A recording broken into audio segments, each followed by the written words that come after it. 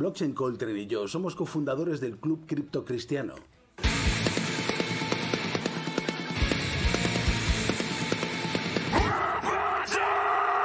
¿O es algo del Señor de los Anillos o algo de Jesucristo? Está asociado con las estructuras de mercado concentrado. Y lo interesante es que cuando ustedes estudian microeconomía y miran las estructuras de mercado concentrados, es decir, les pongo el caso más violento, digamos el más extremo, que es el monopolio. Según la teoría neoclásica, los monopolios son malos.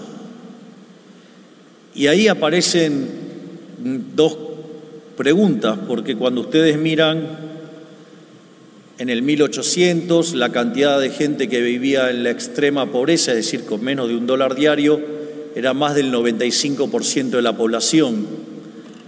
Y cuando lo miraban en el año 2000, ese número había caído a menos del 15%.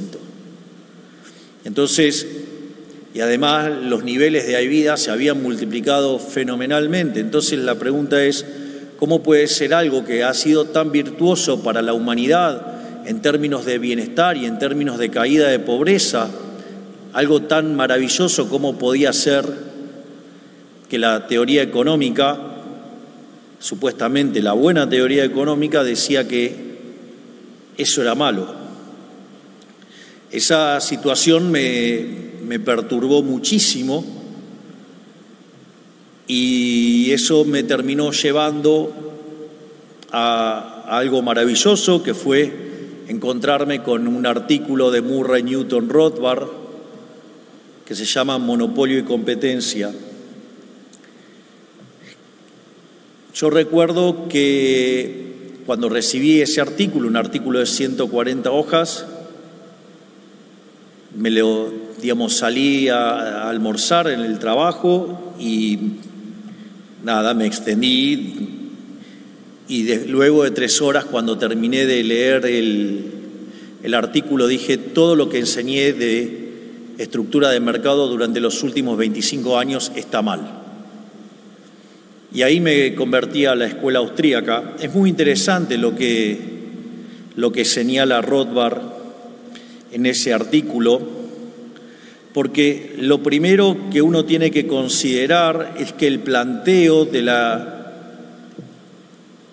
estructura de la economía neoclásica en términos de los monopolios, el primer error que comete es lo que Huxley dice la diferencia entre un buen economista y el mal economista. Es decir, son estructuras de un solo periodo y de un solo bien. Es decir, entonces ignora los efectos de equilibrio general, es decir, lo que pasa en el resto de los mercados, e ignora además la intertemporalidad. Por lo tanto, eso ya muestra que el análisis estaba viciado, que el análisis era incorrecto, que el análisis tenía graves problemas. No solo eso, sino que además ignoraba la posibilidad de sustitución. O sea, yo puedo, por decirlo de alguna manera, yo puedo tener el monopolio de producir Ferrari, digamos, soy Fiat, y entonces tengo el monopolio de producir Ferrari, pero no quiere decir que no tenga competencia contra un McLaren o contra, digamos, no sé, una Maserati o un Lamborghini. Por lo tanto, eso ya mostraba que había algunos problemas. Y por otra parte, tampoco era cierto que el monopolio tenía que ser malo, porque de hecho la definición original de monopolio, que corresponde a Lord Coke y es de donde la tomó Adam Smith, definía como monopolio aquel lugar donde el monarca o el príncipe o el señor feudal o quien fuera el representante del Estado determinaba que en el lugar donde él mandaba solamente una empresa podía vender un determinado producto. Es decir, pero claro, y si eso era violentado, le caía con toda la fuerza de la ley y eso podía implicar desde mandarlo a la cárcel o enviarlo al más allá.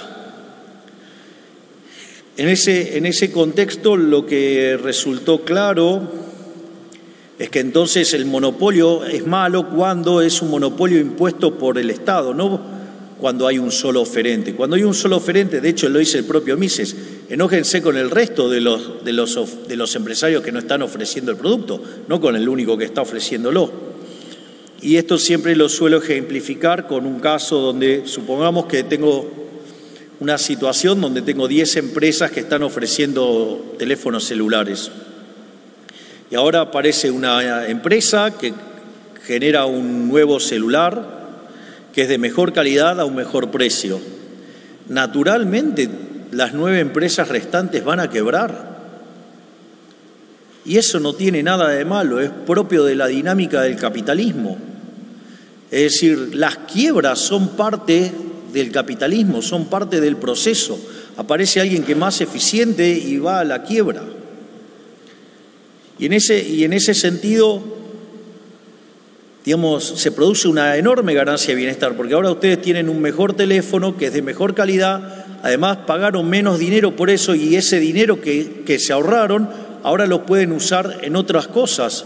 Por lo tanto, además tienen una ganancia de bienestar, porque ahora además consumen más de otros bienes. Pero por otra parte también se cuestiona que el monopolista gana plata. ¿Y cuál es el problema que gana plata? Si en el fondo es un benefactor social, está, digamos, ganando plata porque le está arreglando un problema a la gente. Y en ese sentido, digo, ¿qué puede hacer con todo ese dinero que está ganando? Bueno, una de las cosas que puede hacer es gastarlo, consumirlo. Por lo tanto, digamos, genera lugares de trabajo y mejores de condiciones de vida a partir de dónde está gastando en otro lugar. Bueno, ok, ahora no lo consume, ahora lo ahorra. Bueno, si lo ahorra, eso va a financiar inversión.